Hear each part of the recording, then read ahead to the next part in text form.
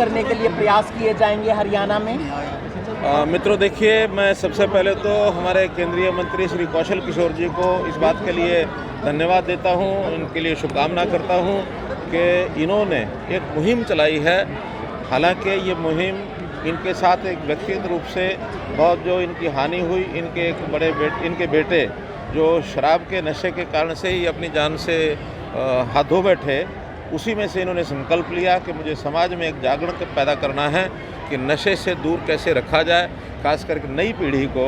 तो नशा मुक्ति आंदोलन इन्होंने कार्यक्रम चलाया है, उसके अंतर्गत आज करनाल में एक बड़ा कार्यक्रम हुआ है। इसके लिए मैं इनका धन्यवाद करता हूं।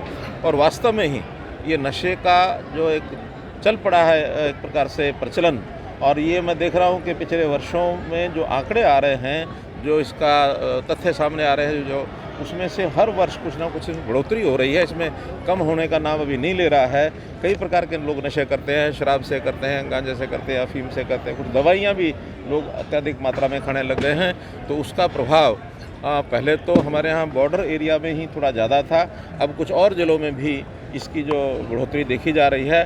तो हमने भी ये तय किया है कि इस अभियान को लगातार चलाया जाएगा, चाहे स्कूलों में, कॉलेजेस में या संस्थाओं में, सरकारी कार्यक्रमों में, सब जगह, और नशा मुक्ति का एक अभियान चलाया जाएगा ताकि इसमें से आप यहाँ पर प्रोग्राम चला रहे हैं नशा मुक्त अभियान। कल विधानसभा में एक बिल पास होता है, 25 साल से 21 साल उम्र कर दी है शराब बेचने वालों की और खरीदने वालों की। ये दोहरा मापदंड नहीं है आपका? देखिए, ये सारे देश के अंदर एक मुहिम चली है इस प्रकार की, क्योंकि ध्यान में ये आया है कि चाहे इसका वैधानिक तौर पर कुछ भी था, लेकिन ध्यान में ये आता है कि उससे नीचे भी सब लोग अपने हिसाब से चोरी करके या एक दूसरे का आड़ लेकर के सब काम करते थे। इसलिए उस विषय को ठीक करने के लिए अब ये चलाया है। लेकिन ये दोनों चीज़ें मैंने जैसे पहले बताया कि एक द्वंद्व चलता है। ये द्वंद्व समाज के विभिन्न वर्गों में चलता है। एक तरफ नशे को बढ़ाने वाले लोग होते हैं, एक तरफ नशे में कम करने वाले लोग होते हैं। लेकिन जो एक अपराध होते हैं, उन अपराध की श्रेणी में आने वाले लोग मासूम भी कई बार फंसते हैं।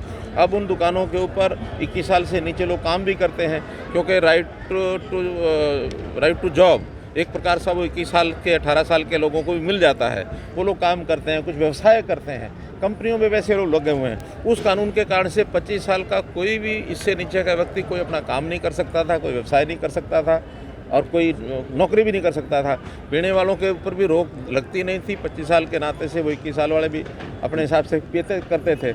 और बाकी स्टेट्स ने, लगभग 16 स्टेट्स ने पहले से इसमें संशोधन कर लिया था, इसलिए उस संशोधन को हमने किया है। लेकिन इसका अर्थ ये नहीं है कि हम नशे को बढ़ावा देना चाहते हैं।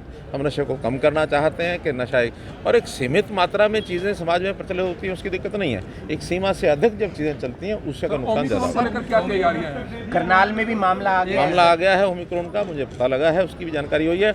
लेकिन हमने इसके लिए तैयारियां सब की हुई हैं कि भी जो भी केसेस ऐसे आते हैं उसके इलाज का जो सारा प्रोटोकॉल बन चुका है कि उसको इलाज किस प्रकार का चाहिए। हालांकि हॉस्पिटलाइजेशन की उसकी ज़्यादा आवश्यकता नहीं अभी पता लग रही है। अभी तो यह है कि उसको निश्चित दिन के लिए अपने घर पर ही रह करके इलाज कर सकता है। उतना जितना कोविड पहले चला था, उस प्रकार का ये प्रभाव उसका उतना ज़्यादा नहीं है, प्रभाव कम है। लेकिन इसके फैलने की जो गति है वो ज़्यादा है, इसलिए इसको थर्ड वेव के रूप में भी देखें तो उसके लिए पूरे 134 के तहत किसानों के ऊपर जो दर्ज हुए थे, कल मैंने स्टेटमेंट दे दी है कि हमने इसको शुरू कर दिया। सर 134 के तहत बच्चों के एडमिशन नहीं हो रहे, सरकार के कोई भी आदेश मान नहीं रहे। 26 पेरेंट्स मिलने के लिए खड़े हैं। 26 तारीख को एक मीटिंग हम कर रहे हैं 134A को लेकर के। उसमें हरियाणा पुलिस का सिर्फ 600 रुपये महीना है। क्या लगता है कि इस महंगाई के दौर पे हरियाणा पुलिस का राशन भत्ता सिर्फ 600 रुपये होगा, जबकि दिल्ली और राजस्थान या पहले तो ये बहुत कम था और मुझे लगता है 600 भी नहीं है, अब तो शायद 600 ज़्यादा कर दिया हमने।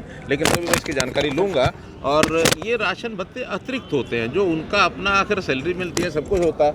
ये तो अतिरिक्त कभी कभी उसमें तय किया जाता है, तो उसकी एक्स्ट्रा एक वो होती है वो राशन। पंजाब के समान वेतन की मांग भी कई बार आपने कही कि उस पर ध्यान दिया जाएगा, लेकिन उस पर भी कमेटी बनाई। केजरीवाल, क्योंकि पंजाब में चुनाव है, केजरीवाल कहते हैं चंडीगढ़ को पंजाब में मिलवा देना चाहिए। उनका माथा खराब है, क्या करें। सर 24 तारीख थी 134